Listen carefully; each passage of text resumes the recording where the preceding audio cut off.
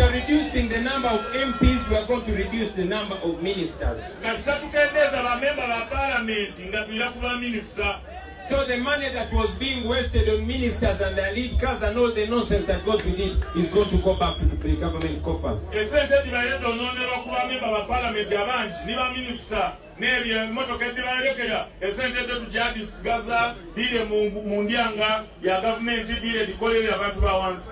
The money that was spent on useless numbers of MPs is also going to be saved. Obugalo bwa Mwami Kyagulanyi agambye agenda kukendeeza ababaka ba parliament ne ba minister. Ensimbi ezibasaasaanyizibwako ziddeyo zigase omuntu wa bulijjo. Kyagulanyi yeetaaga obugalo.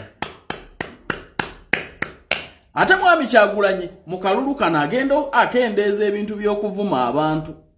Nannyonnyola abantu biki byagenda bakolera nga bamuwadde enkasi. Awo nawo tumuwa obugalo.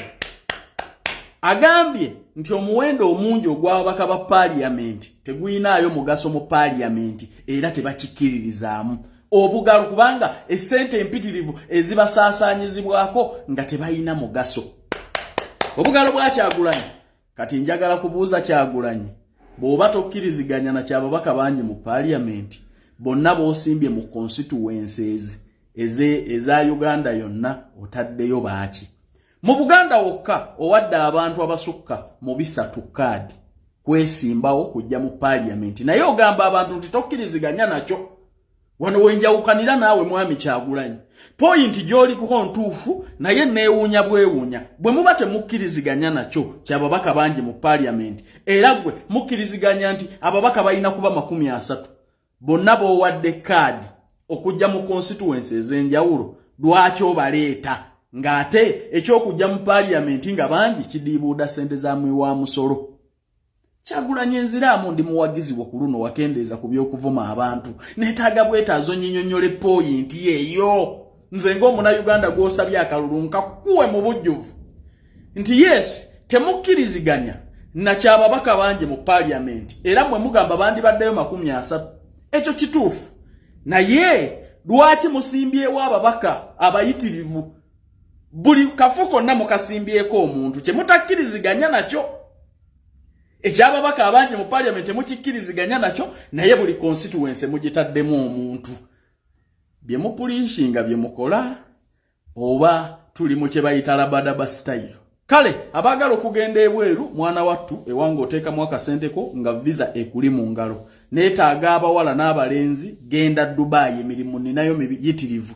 Gwenkoonaako ku noti 764 17 45 27 oba noti 74 noti 67 26 neetaaga abawala ng'osobola okuweereza mu ofiisi. Twetaaga abawala 9 n'abalenzi 20. Salala ali $1,600,000, bakiriina $1,300,000, ba erepa ne ba supervisor ba bakiriina salala ali $1,800,000, ba erepa $1,400,000. Akasente oteekamu katono ddala ebyange mubimanyi bantu bange. Noonyaako ku namba ezo ojja kuba onfuna butereevu nkukoleko ogende ebweru weekolerere. Abaana abo bwana nabo bulinzi okuva ku myaka 21 paka emyaka 4. Nobody promoter. Simanyi why you have a problem with me. Simanyi lwaki olina ekizibu nange. Because zisikola ako naawe ndi uli promoter wange. Ngolanyi babbalamu. Okay, nobody events gemanyi. Generational promoter.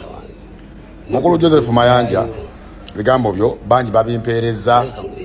Banji babintaginzeemu ku TikTok mbiwuliriza. Njala nkujjukiza ekigambo kimu oba bibiri oba bisatu. Kamiliyoni. Nze sikanga kangibwa. Ky'osooka okumanya. Ompulidde bulungi?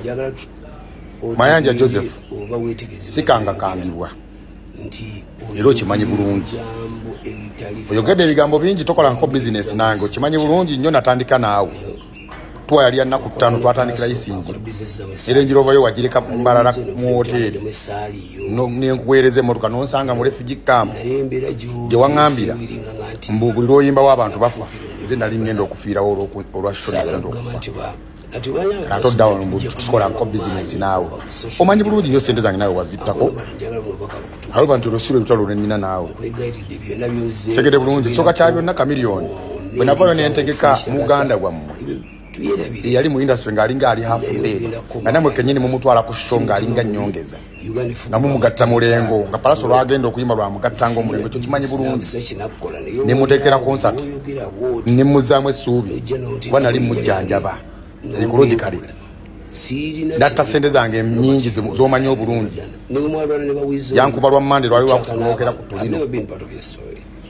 No yali comedy store. No yogera nti oba wadde order banansanga bakube.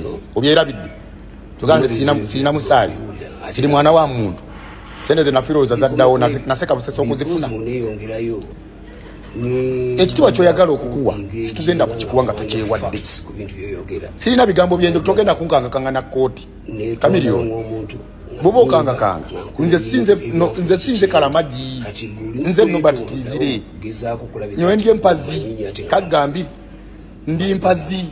Nonyereze kyabayite mpazi. Ndiye mpazi. Kamiliyoni nze ndi mpazi. Osegedde bulungi. Ebe byokanga ngegwanga. Tokyali relevant. Wakanga kanga gwanga no gambo. Kamiliyoni bagenda mukuba bagenda. Kamiliyoni nonyo nkube. Abantu bampereza message akasajja katemu. Kamiliyoni. Geza ko beko kyopanga kyonna ojja kutegeera nti nonze nobati events. Sebo mva kuyuga kuboda ya Uganda ne Congo. Mva kanungu Kamiliyoni. Segede bulungi. Ndozo liyeyo muli mukwewana kakati kagenda kutya kagenda kuddamu kutwogera ku blaza. Wodira muno okola ensojo nayo nanja kujanukula. Ekirala ekisembayo ekikuluma kiri kimu. Ndi wabadde oyagala okwata omwana w'omukazi alien skin. Mumujwetegedekeka emisango nga mupanze ebintu bya mwene yoganga ya Smile Scorpion Shaba. Omwana w'omukazi agende ruzira n'abaana abalala ku musango gwa madda. Gwe bayokyeza kalamaje uwe waka. Omwana w'omukazi mbamwokyeze uwe waka petroli umubiri ne gubengeya nafa mu bulumi. Goroza gwensi yakusirikira mbu yerabidde. Kamili twali ebintu bye tumanyi bingi. Ebyo kanga musimanga shalugolego. Osaga. Twali kye tutamanyi sebo. Nze tonkanga. Nze family yange tesoloza nti nze solo kuba compromise dinga kwa compromise nga yakala maji ne bigwa. Tubakulimba. Segede bulungi Kamili. Mwiza kupanga pozi kuplaninga butwa. Naye ate nabo ndi sensitive nnyo. Ekyo kyobomanya. Ndi sensitive nnyo. Gwe kwata abo baganga bo bagambe munonye nobati. Nawo nonyezeeko lolitegeera. Lwakuba oba tolifuna chance kumanya byaliwo. Nange nkuwoni nze Kamiliyoni. Nange negendereza. Nkubulidde ebigambo ebyo negendereza katokubanga nengamba bugambi nengamba nti no nenjogera fact atogamba muno bato yogera ebintu bitali factual buli bembadde njogera badde factual kalamaji wa mutta wavude ono limba president mboyina abavubuka toyina abavubuka